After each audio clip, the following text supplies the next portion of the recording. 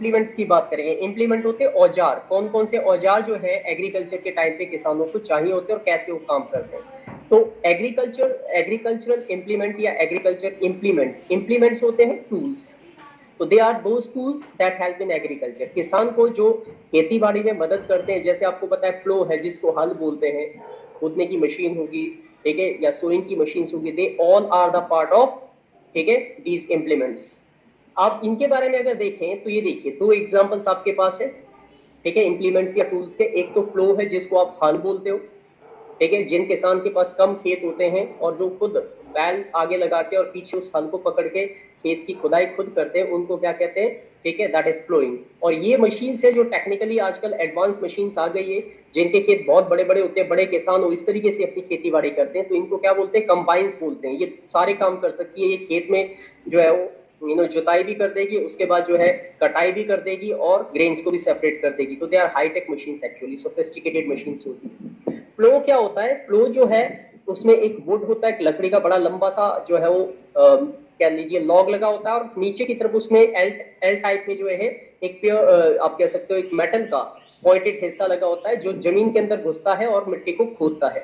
और इसके आगे की तरफ जो है दो बुल्स इसमें कनेक्ट किए जाते हैं और पीछे से आदमी उसको पकड़ता है और दबाता है जमीन के अंदर, तो हल जो है वो, ठीक है, जमीन को खोदने लगता है और आगे की तरफ से जो जो बुल्स होते हैं वो उसको खींचते हैं, और इस प्रोसेस को हम टिलिंग या प्लोइंग कहते हैं। समझ गए? अब आगे सुनिए बेटा, नेक्स्ट आगे मैं आपको बता रहा हूं।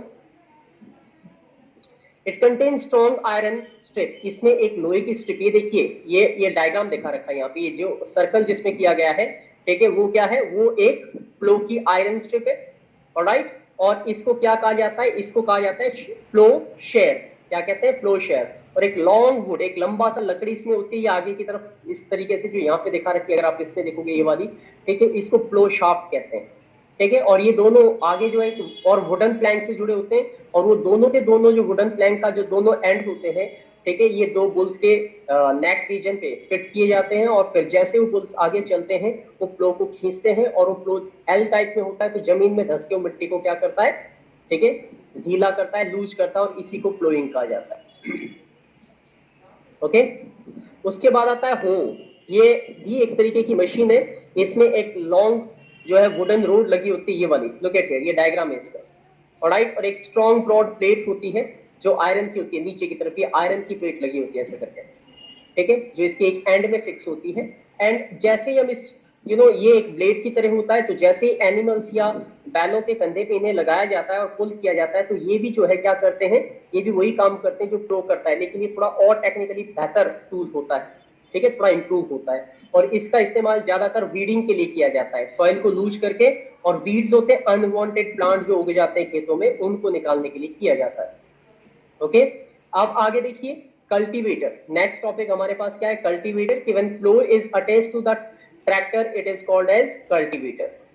ये जो फ्लो है ये ट्रैक्टर के पीछे लगाया गया, ये आज के टाइम में आप कह सकते हो टेक्निकली एडवांस मशीन है, ठीक है, और ये कई एक साथ बहुत चौड़े एरिया को जो है फ्लो कर देता है, ठीक है। तो इससे टाइम बचता है, लेबर बचता है, बिकॉज एक से एक ड्राइवर चाहिए होता है जो ट्रैक्टर को चलाएगा, इसमें बहुत सारे लोगों की जरूरत नहीं पड़ती, और एक दो घंटे में बहुत बड़े खेत को हम आसानी से इससे जो है वो लेबलिंग कर सकते हैं। सीड ड्रिल क्या होती है, अब ये डायग्राम अगर आप देखोगे तो इसमें पीछे ये जो बॉक्स रखा है ब्लू कलर का, इसमें बहुत सारे सीड डाले गए जो उन्हें शो करने हैं, और पीछे की तरफ ये पाइप्स लगी होती है। तो जैसे ही ट्रैक्टर से इस मशीन को खींचा जाता है खेत के अंदर, तो ये ऑटोमेटिकली गहराई में एक एक सीड जो है एक प्रॉपर डिस्टेंस पे छोड़ना शुरू कर देता है, ठीक है, और उसके ऊपर मिट्टी लगनी शुरू हो जाती है ऑटोमेटिकली, और इस तरीके से खेत के अंदर बुआई हो जाती है। बुआई का मतलब समझ रहे हो, सोइंग बोलते हैं उसको, putting the seed into the soil is called sowing, उसको सोइंग कहते हैं। ये भी टाइम बचाता है, सीड का जो है डिस्ट्रीब्यूशन प्रॉपर करता है, राइट डेप्थ पे डालता है, ताकि जो प्लांट है उनकी हाइट एक जैसी ग्रो हो और आगे पीछे से ग्रो ना करे। ऐसा नहीं हो कि कुछ पहले उगे कुछ बाद में उगे जो ज्यादा गहराई में नीचे। तो this is very very important for you to understand, right. अब इसके बाद मैं अगला टॉपिक ले रहा हूँ, ठीक है, ये हमारे पास जो है third, we have to go for the third one, there is 2 3 this one, class 8 तो देखिए अब एग्रीकल्चर प्रैक्टिसेस का, this is the third part, ठीक है। इसमें देखिए एग्रीकल्चरल प्रैक्टिसेस क्या होती है। प्रैक्टिसेस मतलब किसान जो है खेती बाड़ी में कौन कौन सी चीजें करता है, कौन कौन सी एक्टिविटीज करता है, उन सभी एक्टिविटीज को हम क्या कहते हैं, एग्रीकल्चरल प्रैक्टिसेस कहते हैं। जैसे सबसे पहले एक किसान जो है खेत में जाएगा तो क्या करेगा, सॉइल प्रिपेयर करेगा, यानी कि हल चलाएगा, सॉइल को जो है सोक करेगा, लूज करेगा, ताकि उसमें वो बीज बो सके। ठीक है। दूसरे नंबर पे क्या करेगा, सोइंग करेगा, यानी कि खेतों में बीज बोना ताकि उसमें से प्लांट निकले, उसको कहते हैं सोइंग। तो सॉइल प्रिपरेशन में क्या आता है, फ्लोइंग आता है और लेबलिंग आता है, ध्यान रखना। फिर आता है सोइंग।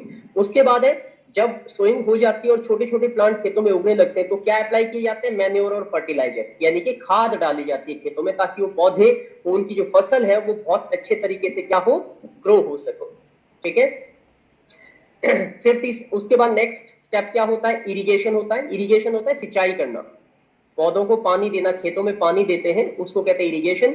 और फिर जब इरिगेशन देते हैं, खाद डालते हैं, तो प्लांट ग्रो करने लगते हैं। इसी बीच में कुछ अनवांटेड प्लांट भी उग जाते हैं खेत में जो हमने बोए नहीं थे। उन अनवांटेड प्लांट को क्या कहते हैं, वीड्स। क्या कहते हैं, वीड्स कहते हैं, खरपतवार जिसको कहा जाता है। ठीक है। और उसको निकालने के लिए वो हाथों से भी उखाड़ के निकाले जाते हैं, या जो थोड़ी देर पहले हमने अभी एक शाफ्ट वाला फ्लो देखा था, दूसरे टाइप का फ्लो, उससे भी निकाले जाते हैं। तो उस प्रोसेस को कहते हैं वीडिंग। आजकल तो केमिकल भी आ गए जिनको स्प्रे करने से सिर्फ वो ऐसे प्लांट ही मरेंगे जो क्रॉप नहीं है, जो क्रॉप वाले प्लांट है उसके उस केमिकल का कोई असर नहीं होगा, उनको वीडीसाइड्स कहा जाता है। ठीक है। और फिर प्रोटेक्शन ऑफ क्रॉप्स के लिए किसान क्या करता है, उनके ऊपर तरह तरह के जो है वो इंसेक्टिसाइड और वीडीसाइड छिड़कता है, ताकि कोई भी कीड़े मकोड़े उनकी फसल को ना खाए और उनका जो फसल है वो अच्छी हो, ताकि उनको ज्यादा पैदावार मिल सके। ठीक है।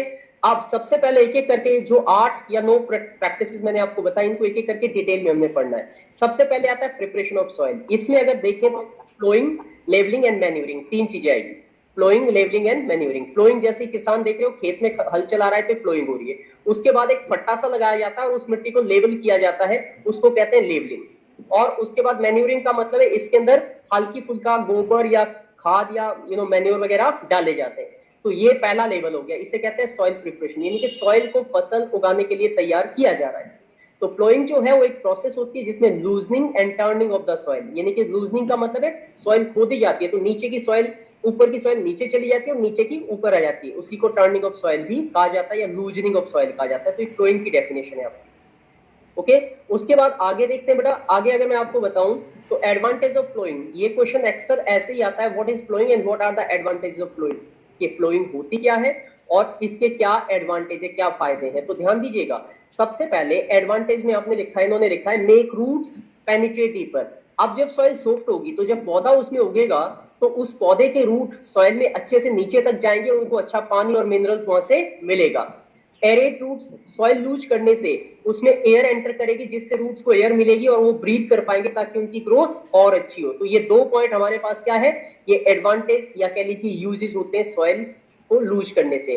और जब हम सॉइल फ्लोइंग करते हैं तो उसमें जो अनवांटेड प्लांट खेत में उग गए थे वो भी रिमूव हो जाते हैं, वीड रिमूव होते हैं। ठीक है। सॉइल का नीचे वाला हिस्सा ऊपर आ जाता है, ऊपर वाला नीचे चला जाता है, और जो भी हार्मफुल ऑर्गेनिज्म सॉइल के अंदर होते हैं वो भी खत्म हो जाते हैं, बिकॉज जो सॉइल के अंदर छुपे होते हैं जैसे सॉइल पलटती है तो धूप के प्रेजेंस में वो क्या हो जाते हैं, किल हो जाते हैं, खराब हो जाते हैं, मर जाते हैं।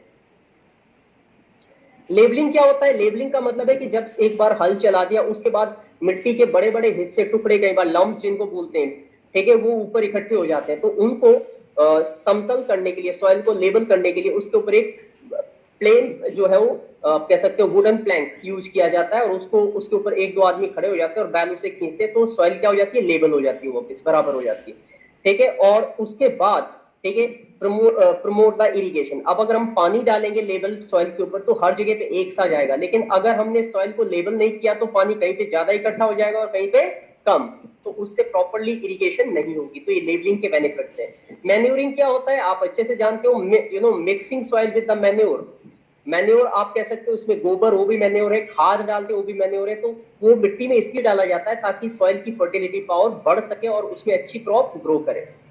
सोइंग अगला स्टेप आ जाता है आपके पास, the process of putting seed in the soil, यानी कि सीड को, जैसे आप इस पिक्चर में देख सकते हो, ये किसान जो है सॉइल के अंदर सीड डाल रहा है ठीक ठीक डेप्थ पे, इसको हम सोइंग कहते हैं। और थोड़ी देर पहले मैंने आपको जो है मशीन दिखाई थी, ठीक है, जिसको सोइंग मशीन कहते हैं, वो तो ऑटोमेटिकली सीड को जो है वो सॉइल में पुट कर देती है। एक वर्ड आता है आपके पास HYV इज यूज्ड। HYV का फुल फॉर्म लिखा है इन्होंने, हाई यील्डिंग वैरायटी। आजकल क्रॉप्स की अच्छी क्वालिटी साइंटिफिक तरीके से इंप्रूव की गई क्वालिटीज आती है जिनका किसान यूज करते हैं और उसका यूज करने से किसानों को बहुत फायदा होता है, ठीक है, बिकॉज उनको अच्छी पैदावार मिलती है, राइट। अब आगे देखो बेटा, should be sown at right, कि जब भी सोइंग की जाती है तो किसान को ये पता होता है कि सही डिस्टेंस पे अगर बहुत क्लोज सीड डाल दिए तो एक ही जगह उगेंगे और फिर वो क्रॉप्स जो प्लांट होंगे एक दूसरे के साथ खाने के लिए पानी के लिए कॉम्पीट करेंगे तो ग्रोथ अच्छी नहीं होगी। तो प्रॉपर डिस्टेंस पे जो है वो सीड डाले जाते हैं ताकि दो प्लांट के बीच में प्रॉपर गैप और उनको वाटर सॉइल और ये कह सकते हो सनलाइट प्रॉपर मिले दोनों को, ताकि उनके बीच में किसी भी तरीके की कोई कॉम्पिटिशन या ओवर क्राउडिंग ना हो। सीड जो है वो फ्री फ्रॉम डिजीज, ऐसे सीड का इस्तेमाल करते हैं किसान जिनमें बीमारी ना लगे, यानी कि जो साइंटिफिकली प्रूफ सीड होते हैं, जो बेहतर क्वालिटी के होते हैं और जो आसानी से कीड़े मकोड़े उनको डैमेज नहीं कर सकते। सीड कैसे होने चाहिए? वाइबल होने चाहिए। वाइबल मतलब किसी भी मौसम में उगने लायक होने चाहिए। ऐसा ना हो कि थोड़ा बहुत जो है वो अगर क्लाइमेट चेंज हो रहा है तो सीड ग्रो ही ना करे। These are some of the things that you should understand. आगे आपके पास है मेथड्स ऑफ सोइंग। सोइंग के कौन कौन से मेथड होते हैं, क्या क्या तरीके होते हैं सोइंग के, ठीक है, मतलब किन किन तरीकों से हम जो है वो सोइंग कर सकते हैं। तो किसान क्या क्या मेथड यूज करते हैं उसी के बारे में बताऊंगा आपको इसमें। तो एक होती है ब्रॉडकास्टिंग। ये देखिए, ये जो किसान की पिक्चर आपको दिखाई दे रही है इसमें ये आदमी हाथ से ऐसे फैला रहा है चारों तरफ, ठीक है। ये पुराने तरीके हैं, ओल्ड मेथड से, इसको कहते हैं ब्रॉडकास्टिंग, यानी कि मैनुअली हाथों से डायरेक्टली जो है सॉइल के अंदर सीड को स्कैटर करना। और इसका डिसएडवांटेज क्या होता है? Reduce crop yield. इसमें कहीं सीड ज्यादा इकट्ठे हो जाते हैं, कहीं पे कम गिरते हैं, तो कहीं पे तो एक साथ बहुत सारे प्लांट उग जाएंगे और कहीं पे जो प्लांट है वो बहुत दूर दूर होंगे। तो इससे किसान की जो है, इससे जो फार्मर की जो क्रॉप होगी उसकी यील्ड, उसकी पैदावार अच्छी नहीं होगी, वो अच्छी क्रॉप नहीं ले पाएगा, ठीक है। सीड ड्रिल क्या होती है, जो मैंने अभी अभी आपको एक मशीन बताई थी, ये बहुत ही बेहतर और सोफिस्टिकेटेड मशीन होती है। इसमें फनल होती है और ये अपने आप, ठीक है, सीड एक प्रॉपर डिस्टेंस पे और प्रॉपर डेप्थ पे छोड़ता चला जाता है। उससे एडवांटेज ये होता है कि एक तो टाइम बचता है और राइट डेप्थ, यानी कि ज्यादा गहराई पे सीड डालोगे तो उगेगा नहीं, ऊपर रखोगे तो चिड़िया उड़ा खा जाएगी उसको, इसलिए प्रॉपर डेप्थ पे रखना जरूरी है। उससे बेनिफिट ये होता है कि प्लांट जो सही उगते हैं, सारे प्लांट की हाइट एक जैसी रहेगी जब क्रॉप ग्रो करेगी, तो ये इसके एडवांटेज हो जाते हैं, ठीक है। अगले पे आ जाओ बेटा। नेक्स्ट हमारे पास है ट्रांसप्लांटेशन। क्या होता है ट्रांसप्लांटेशन?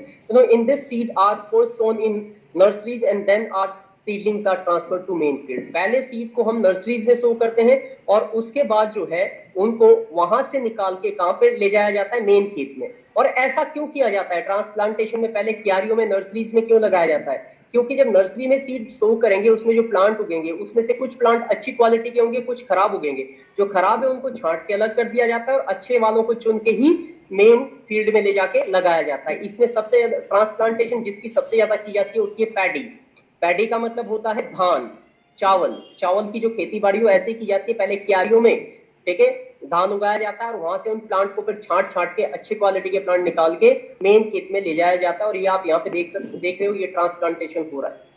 ट्रांसप्लांट इसीलिए कहते हैं, एक जगह प्लांट उगाया और वहां से उसको ट्रांसफर करके किसी और जगह पे ले गए। तो अभी जो किसान खेतों में आजकल, जो मैंने तुम्हें बताया, ठीक है, खारिफ सीजन की शुरुआत हो रही है, तो अभी क्या लगाएंगे? चावल के प्लांट लगाएंगे, धान के, पैडी के प्लांट लगाएंगे। तो पहले ऑलरेडी उन्होंने उगा रखे हैं क्यारियों के अंदर, वहां से उनको लेंगे और मेन फील्ड में ले जाके ट्रांसप्लांट कर देंगे। और इसकी खासियत ये कि धान की फसल में हमेशा पानी भर के रखना पड़ता है खेत के अंदर, तो पानी जो है वो हमेशा खेत के अंदर 1 से 2 इंच तक भरा रहता है। अब हमारे पास कुछ क्वेश्चन है। What is traditional tool of sowing? Traditional मतलब पुराने तरीके कौन से थे? तो it is shape like a funnel. ये देखो, ये पुराना तरीका था, हल के पीछे ही लगाया जाता था। इधर आगे की तरफ से हल खींच रहा है और पीछे से ये फनल में थोड़े थोड़े सीड डाले जा रहे, तो सीड नीचे मिट्टी में अपने आप जो है वो पहुंच जाते थे। तो ये एक ट्रेडिशनल मतलब पुराना तरीका लोगों ने जो अपना एक बना रखा था सो करने का, that is that one, okay. उसके बाद मैन्योर और फर्टिलाइजर की बात करेंगे। ये भी बड़ा इंपॉर्टेंट, इन दोनों में डिफरेंस पूछे जाते हैं या एडवांटेज डिसएडवांटेज पूछे जाते हैं। तो they are added to maintain soil को फर्टाइल बनाने के लिए। जैसे अगर हमें हेल्दी रहना है तो हमें ऐसी डाइट लेनी पड़ेगी जिसमें प्रोटीन हो, वो हमारी ग्रोथ अच्छी करेगी।